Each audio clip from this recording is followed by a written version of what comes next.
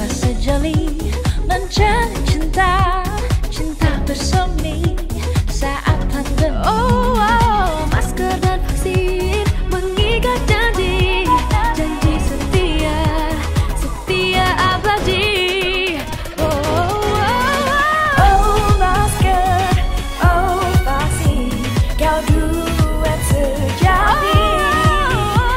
Ayo masker, ayo vaksin, tiada yang dapat merenggut sehatmu. Masker, vaksin, kau duet sejati. Ayo masker, ayo vaksin, tiada yang dapat merenggut sehatmu.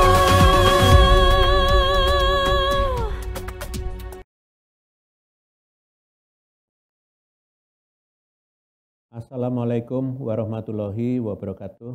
Selamat sore, salam sejahtera untuk kita semuanya. Hari ini saya akan menyampaikan perkembangan penanganan COVID-19 di Indonesia terkini. Perlu untuk diketahui, penyesuaian berbagai upaya pengendalian kasus yang tertuang dalam berbagai kebijakan pemerintah dilakukan dengan membaca dan menganalisis dinamika kasus yang terjadi. Untuk saat ini, data menunjukkan bahwa kita masih harus terus mengusahakan aktivitas masyarakat yang produktif tapi aman COVID. Tidak memberi ruang penularan COVID-19 menjadi kunci pengendalian, terutama mengingat kasus positif nasional yang masih tinggi, disertai dengan kematian dan bor yang mulai naik, serta kasus di beberapa provinsi yang sudah menembus rekor gelombang kedua. Terlebih pula, kita perlu untuk waspada karena di tengah kondisi yang demikian, mobilitas masih sangat tinggi, bahkan tertinggi sejak awal pandemi. Kasus positif nasional pada gelombang ketiga ini melonjak tajam lebih cepat dibanding gelombang kedua. Bahkan jumlah kenaikan mingguan di minggu lalu hampir mencapai jumlah saat puncak kedua di masa varian Delta. Minggu lalu terdapat penambahan kasus positif sebesar 291.000, sementara penambahan kasus tertinggi di puncak kedua adalah 350.000. Peningkatan kasus positif ini juga berdampak pada tren kematian yang saat ini juga sudah mengalami peningkatan. Kabar baiknya, peningkatan di masa lonjakan ketiga ini jauh lebih rendah dibanding di masa lonjakan kedua.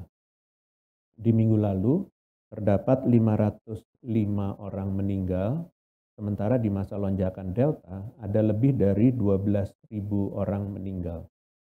Walaupun demikian, nyawa tetaplah nyawa yang tidak tergantikan. Untuk itu, penambahan kasus positif penting untuk terus ditekan, utamanya demi menghindarkan kelompok rentan dari paparan virus yang saat ini banyak menyumbang angka kematian. Mencegah agar tidak tertular adalah cara terbaik untuk menyelamatkan nyawa, terutama orang di sekitar kita yang lanjut usia, menderita komorbid, dan tidak atau belum dapat divaksin. Sementara itu, persentase ketersediaan tempat tidur menunjukkan tren kenaikan, meskipun angkanya masih lebih rendah dibanding lonjakan kedua. Saat ini, persentase keterisian tempat tidur nasional adalah 32,85%. Sementara rekor tertinggi di masa lonjakan kedua adalah 77,32%. Pemerintah menjamin ketersediaan tempat tidur termasuk dengan upaya konversi bed yang telah dilakukan di beberapa provinsi. Meskipun masih banyak ketersediaan tempat tidur yang dapat dialokasikan kembali untuk COVID seperti di masa lonjakan kedua, penting untuk diingat bahwa kapasitas kesehatan tetap memiliki batasan. Terlebih pula, saat ini sudah banyak tenaga kesehatan yang tertular dan sakit. Untuk itu, sekali lagi, hal terbaik yang dapat kita lakukan bersama adalah mencegah penularan terjadi. Jangan sampai kita tertular dan menulari satu orang pun, agar tidak ada lagi yang perlu dirawat di rumah sakit. Menekan penularan perlu diupayakan pula oleh pemerintah daerah, khususnya provinsi-provinsi di Jawa Bali sebagai penyumbang kasus nasional. Provinsi DKI Jakarta saat ini bahkan menyumbangkan 28% dari total kasus nasional. Angka ini sudah lebih tinggi dibanding jumlah kasus yang disumbangkan di masa lonjakan kedua, yaitu sebesar 24%. Sementara di Jawa Barat dan Banten, jumlah kasus mingguan di minggu lalu bahkan sudah melebihi rekor kasus mingguan di masa lonjakan kedua. Untuk itu, mohon pemerintah daerah segera mengevaluasi kembali penerapan PPKM di daerahnya. Terlebih mengingat PPKM sudah berjalan sekitar seminggu dan kasus masih belum berhasil ditekan. Pastikan bahwa setiap aturan dalam instruksi Menteri Dalam Negeri betul-betul dilaksanakan dengan baik di daerah. Pemerintah daerah juga dimohon untuk mengaktifkan kembali pembentukan dan kinerja posko di daerahnya. Data menunjukkan bahwa kinerja posko konsisten turun sangat rendah hingga saat ini hanya di bawah 1 juta kegiatan, padahal pada periode lonjakan kedua, kinerja posko ada pada kisaran 4 juta. Bahkan kinerja posko pernah mencapai titik tertinggi pada bulan September 2021 sebesar 5,5 juta kegiatan. Berkaca dari data ini, dapat disimpulkan pelaksanaan PPKM di tingkat mikro saat ini belum berjalan dengan baik. Penting untuk diingat, peran posko dalam upaya PPKM merupakan garda terdepan pengendalian kasus hingga di tingkat terkecil. Posko merupakan modal pengendalian kasus tidak hanya untuk saat ini, namun juga di masa depan, termasuk periode libur panjang yang akan datang. Terakhir, dengan kondisi kasus yang masih mengalami kenaikan ini, tren mobilitas meskipun fluktuatif justru mencapai level tertinggi, bahkan tertinggi sejak awal pandemi. Utamanya di pusat belanja, lokasi retail, rekreasi, dan taman, tingkat mobilitas masih setara dengan periode Idul Fitri 2021 silam yang terjadi tepat sebelum lonjakan kasus kedua. Sementara mobilitas di perkantoran dan lokasi transportasi publik justru lebih tinggi dibanding masa sebelum lonjakan kedua. Meskipun di minggu lalu tren mobilitas sedikit menunjukkan penurunan, level mobilitas yang masih tinggi ini perlu dijadikan kewaspadaan. Terlebih pula, provinsi penyumbang kasus tertinggi di Jawa Bali sebagian besar merupakan wilayah aglomerasi dengan mobilitas antar wilayah yang tinggi pula. Mobilitas yang tinggi ini tidak semata-mata perlu ditekan, namun perlu dikendalikan dan dipastikan bahwa mobilitas yang ada dilakukan dengan aman. Memastikan mobilitas yang aman dapat dilakukan dengan tetap menerapkan disiplin protokol kesehatan 3M, melakukan screening ketat baik dengan tes syarat perjalanan dan penggunaan peduli lindungi agar perpindahan orang positif yang dapat menulari banyak orang lainnya dapat dihindari.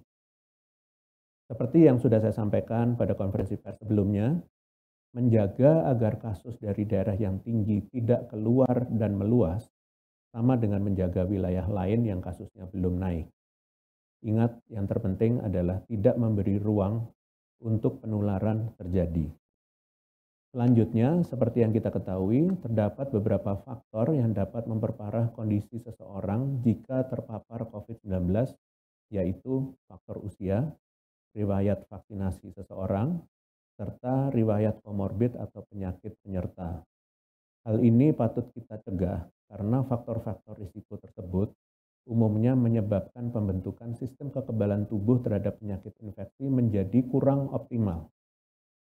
Penting bagi kita untuk menempatkan kewaspadaan yang lebih tinggi terhadap orang-orang dengan faktor risiko agar jangan sampai tertular, baik itu diri kita sendiri, orang tua, keluarga, maupun orang-orang yang ada di sekitar kita. Kali ini saya akan menjelaskan salah satu faktor risiko yang dapat memperparah kondisi seseorang jika terpapar COVID-19, yakni faktor komorbid.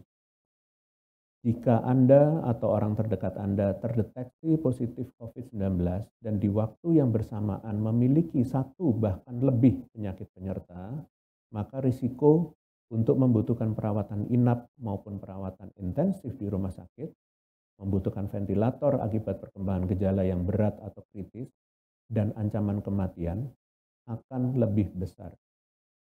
Menurut CDC di tahun 2022, jenis penyakit penyerta yang dapat meningkatkan risiko yang disampaikan sebelumnya diantaranya adalah kanker, gangguan ginjal, hati, paru-paru yang kronis, gangguan neurologis, diabetes mellitus tipe 1 dan 2, gangguan jantung dan pembuluh darah, infeksi HIV, gangguan sistem kekebalan tubuh, obesitas, talasemia, dan beberapa gangguan kesehatan lainnya.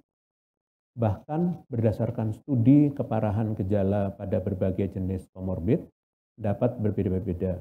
Sebagai contoh, menurut studi oleh Hejas dan kawan-kawan tahun 2020, umumnya penderita hipertensi mengeluhkan terjadinya peradangan paru-paru atau pneumonia dibarengi dengan kenaikan tekanan darah. Penderita gangguan paru-paru kronik mengeluhkan terjadinya kekurangan darah atau hipoksemia parah dan gejala khas lainnya pada setiap komorbid. Faktanya, secara nasional berdasarkan data yang diakses dari Rumah Sakit Online pertanggal 13 Februari 2022, tercatat bahwa pertama, mayoritas kasus positif yang meninggal dikontribusikan oleh komorbid diabetes mellitus. Dan 15% diantaranya bahkan memiliki riwayat komorbid lebih dari satu jenis penyakit. Sebagai tambahan, menurut studi di salah satu rumah sakit di India, lebih dari 90% pasien dengan lebih dari 2 jenis komorbid meninggal dunia dibandingkan kasus positif yang hanya memiliki 1 sampai dengan komorbid saja. Yang kedua, mayoritas kasus positif yang mengalami gejala berat atau kritis memiliki komorbid diabetes mellitus dan hipertensi. Dan 19% dari mayoritas tersebut bahkan memiliki riwayat komorbid lebih dari satu jenis penyakit. Untuk itu, bagi seluruh masyarakat, baik penderita komorbid atau orang di sekitarnya, wajib berperan untuk melaporkan kasus positif pada kelompok rentan agar dapat ditangani secara dini. Bagi kasus positif pengidap komorbid atau orang di sekitarnya, dimohon untuk segera menghubungi tenaga kesehatan walaupun gejala yang dirasakan tergolong ringan demi perawatan yang lebih efektif dan cepat. Sedangkan untuk penderita komorbid lainnya yang masih berada dalam kondisi sehat, untuk menyegerakan upaya vaksinasi baik dosis 1, 2, atau booster dengan cermat mengkonsultasikan kondisi kesehatannya sebelum divaksinasi kepada fasilitas kesehatan terdekat. Dan sebagai tambahan, studi dari Biswas dan kawan-kawan tahun 2021 merekomendasikan lansia atau usia di atas 50 tahun yang sekaligus penderita komorbid berhak mendapatkan perlindungan lebih, misalnya menjadi populasi prioritas dalam program vaksinasi. Hal ini sudah kita lakukan di Indonesia. Pada prinsipnya, seluruh masyarakat wajib berhati-hati dalam beraktivitas, termasuk bagi orang tidak termasuk kategori rentan ini. Kita perlu membangkitkan sikap tenggang rasa dengan berusaha saling melindungi karena virus dapat dibawa oleh siapapun, baik oleh yang rentan maupun yang tidak. Untuk saat ini, mari kita minimalisir kegiatan di luar rumah yang tidak terlalu genting, terutama selama tren kenaikan kasus masih terjadi. Kita dapat tetap aktif beraktivitas melalui pemanfaatan teknologi terkini untuk komunikasi, mendapatkan informasi, bahkan membantu kegiatan lainnya seperti aktivitas fisik dan berbelanja. Dan sebagai penutup, saya akan menjelaskan beberapa update lainnya terkait penanganan COVID-19 yang dilakukan oleh pemerintah. Pertama, telah dirilisnya Instruksi Menteri Dalam Negeri Nomor 10 Tahun 2022 tentang perpanjangan dan evaluasi PPKM di wilayah Jawa Bali yang berlaku per hari ini sampai dengan 21 Februari 2022 mendatang. Sedangkan dirilisnya Instruksi Menteri Dalam Negeri Nomor 11 Tahun 2022 menyatakan perpanjangan dan evaluasi PPKM di wilayah Sumatera, Nusa Tenggara, Kalimantan, Sulawesi, Maluku, dan Papua yang berlaku per hari ini sampai dengan 28 Februari 2022 mendatang. Dimohon untuk seluruh kepala daerah menindaklanjuti arahan ini dengan mengeluarkan perda atau perkada untuk segera mengatur pembaharuan yang ada termasuk mengubah kapasitas maksimum, kapasitas operasional di sektor perkantoran dan sektor seni budaya pada kabupaten kota dengan level 3 menjadi 50% di mana sebelumnya hanya 25%. Diketahui saat ini tercatat di sebanyak 65 dari total 128 kabupaten kota di Jawa Bali dan 118 dari total 386 kabupaten kota di luar Jawa Bali yang berada di level 3. Kedua, hari ini Satgas meluncurkan surat edaran nomor 6 tahun 2022 tentang protokol kesehatan sistem bubble pada rangkaian kegiatan pertemuan G20 yang berlangsung sampai dengan bulan November 2022 di 25 kota dan lebih dari 190 pertemuan serta diikuti lebih dari 20.000 orang delegasi. Pada prinsipnya, pengaturan sistem bubble akan mengatur aktivitas selama rangkaian kegiatan dengan memisahkan alur aktivitas delegasi dan rombongan VVIP, peserta dan jurnalis, petugas atau panitia event, serta tenaga pendukung untuk meminimalisir penularan. Peraturan ini berlaku efektif sejak 14 Februari 2022. Yang ketiga, terkait dengan vaksinasi, diketahui bahwa 80/100 orang di Indonesia sudah divaksinasi dosis 1, namun untuk memberikan perlindungan optimal, terutama di masa tren kenaikan kasus yang sedang tinggi, menjadi suatu keharusan bagi seseorang yang telah divaksinasi secara penuh. Untuk itu, seluruh elemen masyarakat harus bergotong royong memanfaatkan dengan baik pasokan vaksin. Dimohon bagi pemerintah daerah khususnya yang masih rendah cakupan vaksinasinya, seperti Provinsi Kalimantan Selatan, Maluku, dan Papua Barat, untuk segera memenuhi target capaian vaksinasi tiap dosisnya. Sedangkan masyarakat dapat berkontribusi dengan segera datang ke sentra vaksinasi terdekat. Jangan sampai bantuan dosis vaksin yang telah terdistribusikan ke daerah-daerah tidak terpakai, termasuk karena telah kadaluarsa. Sekian konferensi pers hari ini, saya lanjutkan dengan sesi tanya-jawab media. Terima kasih.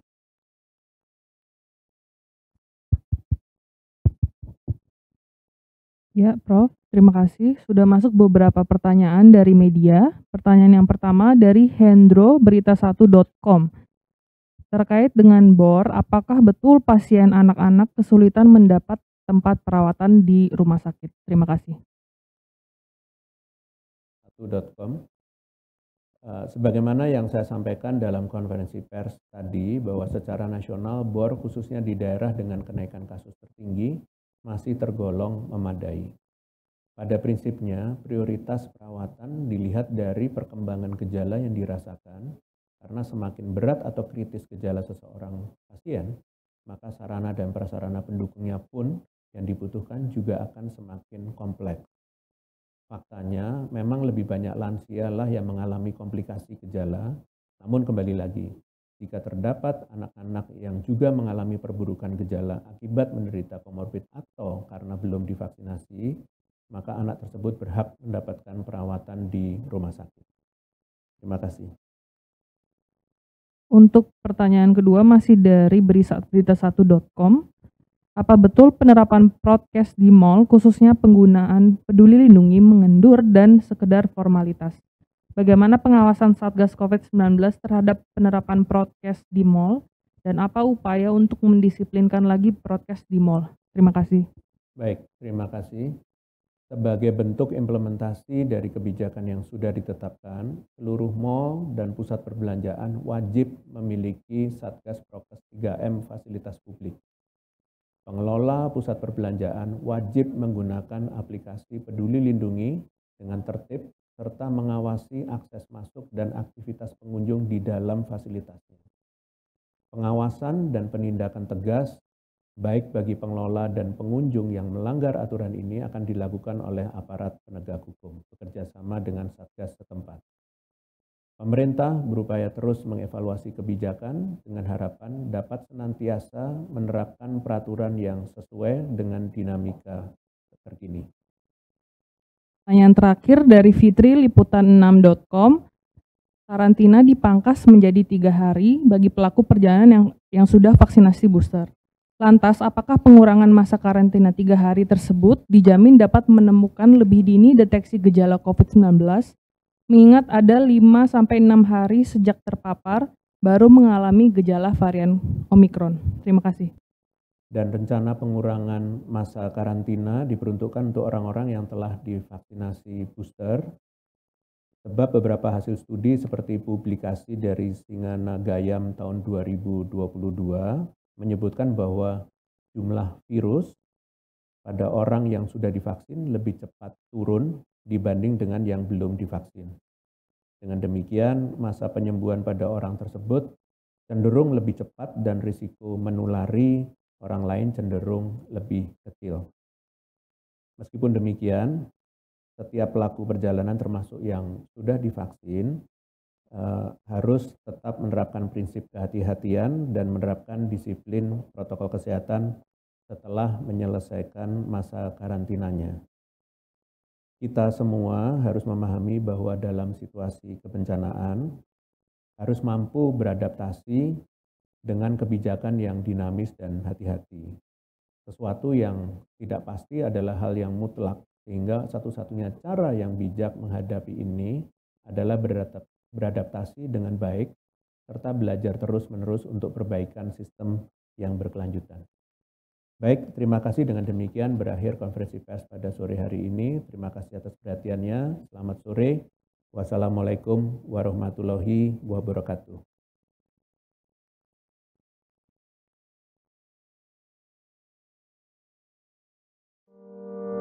Pandemi hanya akan pergi bila kita saling peduli. Sebab bila tidak, gelombang baru datang dan pergi. Berani mengingatkan orang lain untuk lindungi diri, saling jaga, mau menerima dan rela memberi. Kencangkan lagi maskermu.